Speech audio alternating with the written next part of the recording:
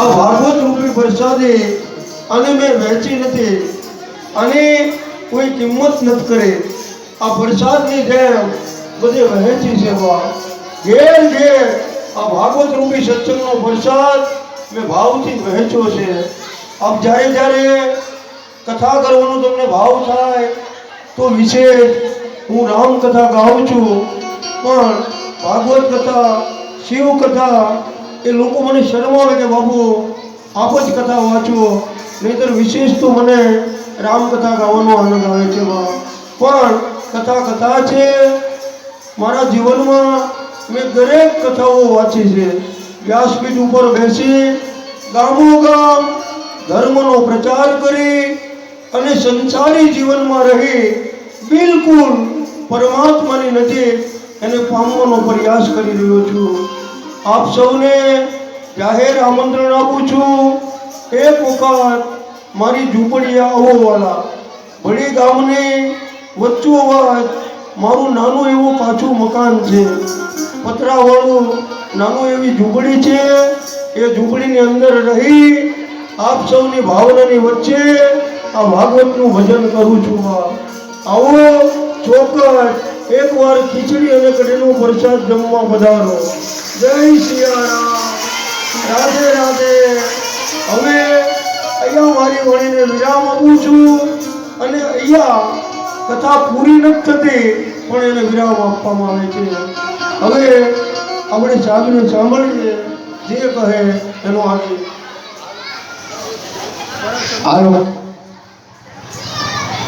સમસ્ત સમાજના પિતૃ મોક્ષા છે ત્યારે બાપજી સાથે ભાગવત સપ્તાહનું અમે આયોજન કરવા માટે તેમના મુલાકાતે રૂબરૂ એના ઘરે ગયા.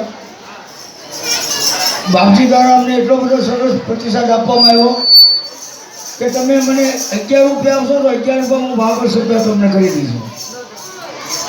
એ કે મારી તમે ઝૂંપડી આવ્યા છો, હું એકવાર સબરીબાઈની ઝૂંપડીએ આવી અને ભીલ સમાજના જ્ઞાતિઓની ભાગવત સપ્તાહ કરી દઈશું. એ બદલ બાપજીને 2000 એકવાર તાળીઓ ચપડે બજાવીએ કે આજે જે સબરીબાઈની ઝૂંપડીએ આવી 7 દિવસ સુધી આપણા સર્વ પિતૃ મોક્ષાર્થે ભાગવત સપ્તાહ કરી દીધી. એ બદલ બાપજીનો અને તેના સાથીદાર કલાકારો ખૂબ ખૂબ આભાર માનવામાં આવે છે. તેમના પરિવારજનો આપણી સમક્ષ 3 દિવસથી આવ્યો છે. આ તબક્કે તેમના પરિવારજનોનો પણ ખૂબ ખૂબ આભાર માનવામાં આવ્યો છે. એમની દીકરીઓ જે આવી છે તેઓ દીકરીઓનો પણ આ તબક્કે આભાર માનવામાં આવે છે. ભાવનગર ભીલ જ્ઞાતિ મંડળ દરેક દાતાઓનો જેને વસ્તુના રૂપમાં, રોકડના રૂપમાં અને શ્રમમાં તે લોકોએ પોતે યોગદાન આપ્યું છે. તો આ તબક્કે તેઓનો પણ ખૂબ ખૂબ હૃદયપૂર્વક આભાર માનવામાં આવે છે. બહેનો દ્વારા સરસ મજાનું આયોજનમાં જે આપણે પહેલ કરી રહ્યા છે કે કાઉન્ટર ઉપર પીરસવા માટે પહેલા દિવસે 2 કાઉન્ટર પર, ત્રીજા દિવસે 3 કાઉન્ટર ફક્ત બહેનો જ પીરસ્યા છે. એટલે આ તબક્કે બહેનોનો પણ ખૂબ ખૂબ હૃદયપૂર્વક આભાર માનું છું અને જોરદાર તાળીઓથી વધારે બહેનો મળે. જ્યારે સમાજનો કોઈ પણ કાર્યક્રમ હોય ત્યારે એક જ સુર હોવો જોઈએ. આપણો ગોળ અર્જુન જેમ આપણી એક જ આંખ હોવી જોઈએ કે સમાજ સેવા એ જ પ્રભુ સેવા છે. વ્યાસપીઠ ઉપરથી બાપજી આપણને વિસ્તૃત ભાગવત કથાની અંદર તબક્કાવાર આપણને એને વ્યાસપીઠ ઉપરથી આપણે જ્ઞાન આપ્યું.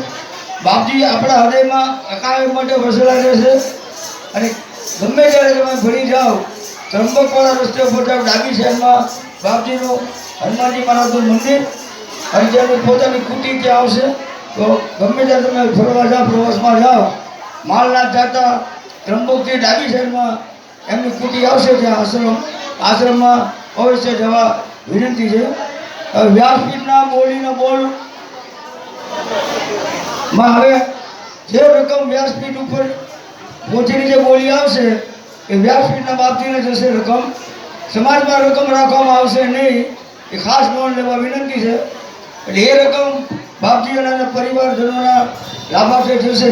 એટલે જે કોઈને પોતે બોલ્યું હોય એ પોતે બોલે, પોતે બોલીને તમે ઘરે લઈ જાઓ, ભલે જેના ઘરે જાય ના ઘરે. પણ પ્રસાદ લેવા બધાએ આજે રસપુરી, દાળ ફ્રાય, રાઈસ, ચણા અને સંભારો માટે બધા પ્રસાદ માટે અહીંયા આવવાનું છે. મહાપ્રસાદનો આજે આખરી દિવસ છે. તમે લોકોએ જે આપેલી વસ્તુ છે એનો અમારા શ્રમદાનથી બનાવેલો પ્રસાદ દરેકે આજે આરોગીને જવાનું છે. કોઈ પણ વ્યક્તિ